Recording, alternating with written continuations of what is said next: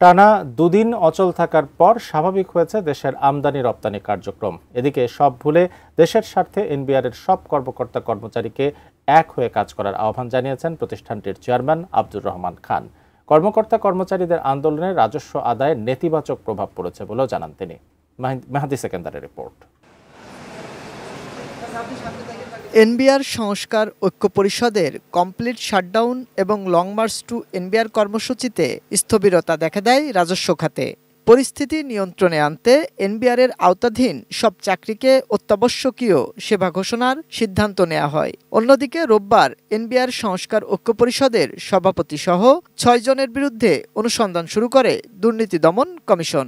দুর্নীতি দমন কমিশন কর্তৃক অনুসন্ধানের সিদ্ধান্ত গৃহীত হয়েছে। তবে সরকারের নির্দেশ প্রত্যাখ্যান করে ওই শাটডাউন কর্মসূচি চালিয়ে যাওয়ার ঘোষণা দিলেও ব্যবসায়ীদের সঙ্গে বৈঠকের পর কর্মসূচি থেকে সরে আসেন কর্মকর্তারা। অর্থনীতির বৃহত্তর স্বার্থে এবং জনগণের স্বার্থ বিবেচনায় নিয়ে এনবিআর সংস্কার ঐক্য পরিষদ তাদের কমপ্লিট শাটডাউন এত দ্বারা প্রত্যাহার করেছে।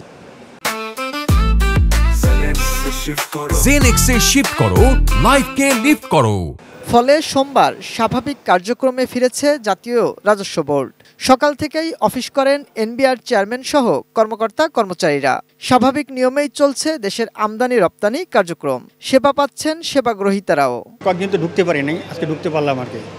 কারণ আমি আমার যে কাজ আছে এখনো সেইখানে যাই নাই। এই কাজ শেষ করে এখন চলে যাচ্ছি, কিন্তু যে কয়েকদিনটা ছিল খুব ভোগান্তি হয়েছে। সোমবার সকালে নিজ কার্যালয়ে গণমাধ্যমের সাথে কথা বলেন এনবিআর চেয়ারম্যান আব্দুর রহমান খান। জানান ২০২৪-২৫ অর্থ বছরে রাজস্ব সংগ্রহের পরিমাণ। আজকে সকাল 10টা পর্যন্ত আমাদের রেভিনিউ আদায় হয়েছে ৩,৬০,৯২২ কোটি টাকা। আশা করেছিলাম হয়তো একটু তো হোঁচট খেয়েছে এই কয়দিনের কাজকর্মে।